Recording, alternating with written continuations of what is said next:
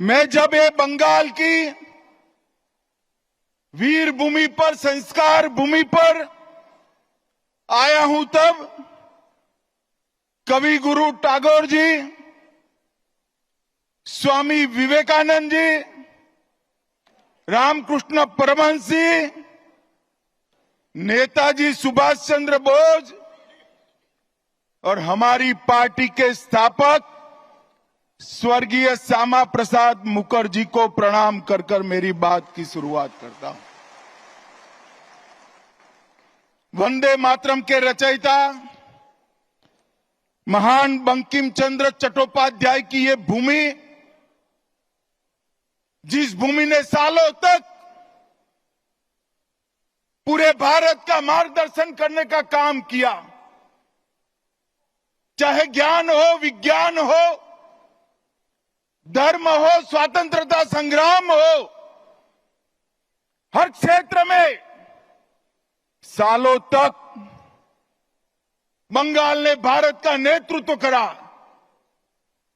और वही बंगाल में कई सालों तक कम्युनिस्टों का शासन रहा और उसके बाद मां माटी मानुष का नारा देकर ममता दीदी आई और उन्होंने ये महान बंग भूमि को आज घुसपैठ, भ्रष्टाचार, स्त्रियों पर अत्याचार, अपराध, बम धमाके और हिंदुओं के साथ दुराचार का केंद्र बनाकर रख दिया है। दुराचार का केंद्र बना।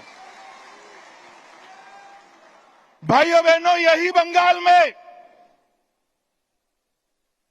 चुनावी हिंसा सेशन के बाद, जब टीआर सेशन सीईसी बने, उसके बाद पूरे देश में चुनावी हिंसा बंद हो गई।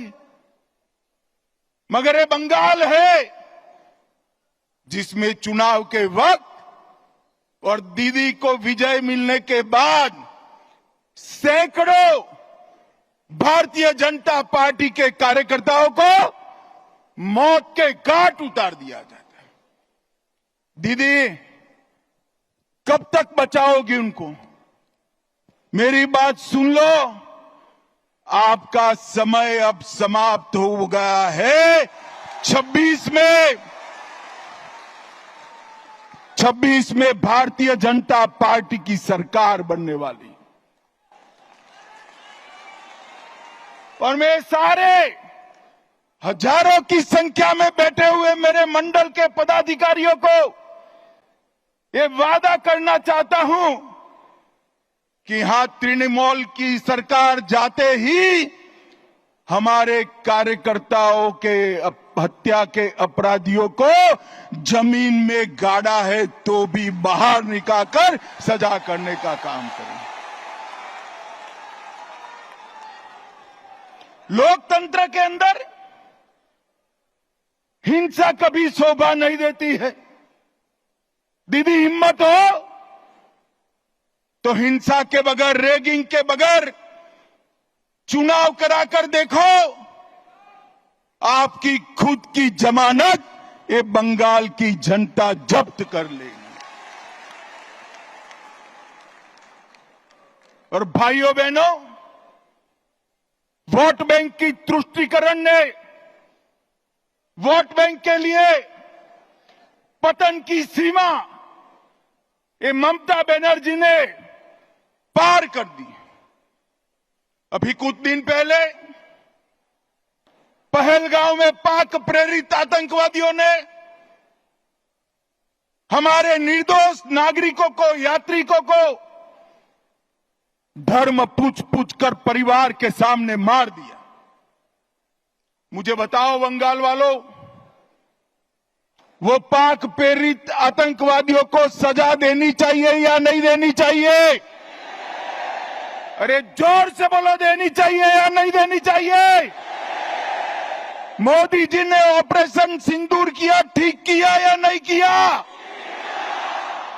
भाइयों बहनों, हमने सर्जिकल स्ट्राइक करी, एयर स्ट्राइक करी और अब ऑपरेशन सिंदूर कर 100 किलोमीटर अंदर जाकर उनके हेडक्वार्टर को ध्वस्त कर दिया। सैकड़ों आतंकवादी मौत के घाट उतार दिए गए और दीदी के पेट में दर्द होता है। दीदी, इतना दर्द बंगाल का यात्री जब वहां मारे गए तब किया होता तो ठीक था। उस वक्त कुछ नहीं बोला और मोदी जी ऑपरेशन सिंदूर कर यहां आए तो एक घटिया सा राजनीतिक बयान देकर ऑपरेशन सिंदूर का विरोध किया। मैं आज ममता दीदी को कहने आया हूं, आपने ऑपरेशन सिंदूर का विरोध नहीं किया। आपने इस देश की करोड़ों माताओं बहनों की भावनाओं के साथ खिलवाड़ किया है, खिलवाड़ किया है। और मैं बंगाल की मातृशक्ति को भी अपील करने आया हूं, आने वाले चुनाव में ऑपरेशन सिंदूर पर सवाल उठाने वाली ममता जी को सिंदूर की कीमत बंगाल की माताएं बहनें जरा समझा दे, सिंदूर का अपमान करने का क्या मतलब होता है। भाइयों बहनों, 1990 से ये देश आतंकवाद झेलता है। 40,000 से ज्यादा लोग आतंकवाद की भेंट चढ़ गए। ये कांग्रेस की सरकारें, यूपीए की सरकारें, इंडिया अलायंस की सरकारें, जिसमें ममता बनर्जी भी मंत्री थी, कुछ नहीं करती थी।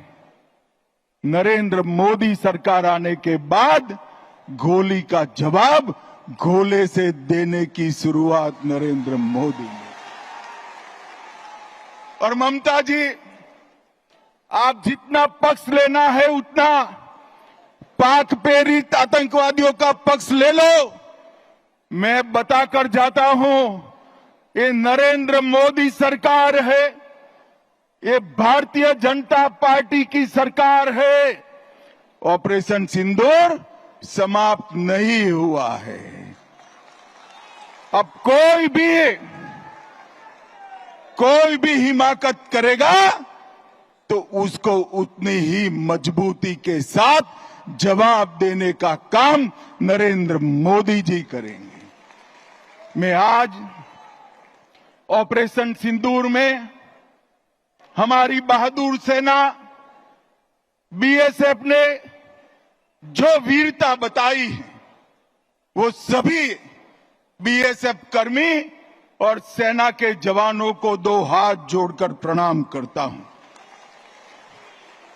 भाइयों बहनों, मोदी जी के नेतृत्व में बंगाल के विकास के लिए मोदी जी ने ढेर सारा काम किया है, परंतु विकास के साथ साथ बंगाल की संस्कृति को भी मोदी जी नहीं भूले। सालों से बंगाल वासियों की मांग थी कि हम बंगाल को क्लासिकल लैंग्वेज का स्टेटस दें। आज मैं ममता दीदी को पूछने आया हूं, 10 साल तक आप केंद्र में मंत्री थी या आपका समर्थन था, बंगाली भाषा को क्लासिकल लैंग्वेज का स्टेटस क्यों नहीं दिया? और भाइयों बहनों, हमारे मोदी जी ने बंगाली भाषा को क्लासिकल लैंग्वेज का स्टेटस देने का काम कर दिया। और ये ममता जी है जिनको इसके लिए धन्यवाद करने का